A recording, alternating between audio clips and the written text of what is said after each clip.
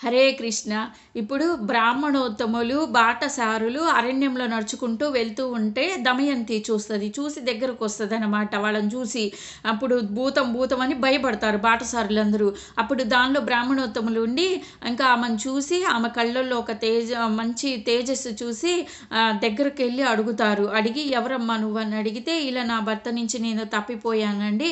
మీరెక్కడికెళ్తున్నారో నన్ను కూడా తీసుకెళ్ళండి మీతో పాటు అనంటే, వాళ్ళు బ్రాహ్మణోత్తములు చెప్తారు, పక్కనే ఉన్న చేడి రాజ్యం ఉంది, చేడి రాజ్యానికి మేము వెళ్తున్నామమ్మా అని అంటే, నేను కూడా వస్తానండి అని చెప్తుంది అనమాట. చెప్తే సరేనమ్మా రా అని ఆమెను కూడా తీసుకొని వెళ్తారు.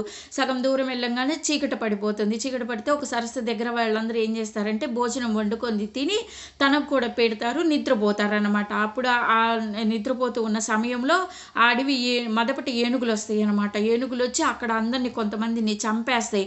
చంపేసి నీళ్ళ కోసం వచ్చి నీళ్లు తాగి చంపేసి కొంతమందిని వెళ్ళిపోతాయి అనమాట. కొంతమందే బతుకుతారు.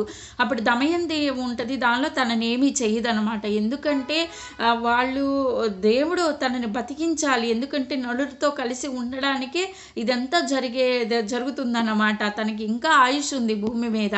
ఇలా జరిగితే తను చూసి ఆశ్చర్యపోతుంది. ఏంటి ఇంతమంది చనిపోయారని అంటే, బ్రాహ్మణోత్తములు అంటారు, విధి ఆడిన వింత నాటకంలో కొంతమంది చనిపోయారమ్మా, మనమన్నా వెళ్ళిపోదాం ఇక్కడి నుంచి అని వాళ్ళు ఇంకా చేడి రాజ్యానికి వెళ్ళిపోతారు. చేడి రాజ్యానికి వెళ్ళి ఇంకా అక్కడ చెలికత్తె చూస్తుంది. రాణి యొక్క చెలికత్తె చూసి ఆమెను తీసుకొని రాణి దగ్గరికి వెళ్తుంది అనమాట. వెళ్తే తనను చూడంగానే రాణి తన కళ్ళల్లో ఒక తేజస్సు అని తను చూసి పిచ్చిగా ఉన్నా కానీ తన కళ్ళల్లో ఒక తేజస్సును చూసి తన దగ్గర చుట్టంలాగా భావించి తనను చూస్తే ఏదో ఒక ఫీలింగ్ కలుగుతుందని రాణి చెప్తుంది అనమాట.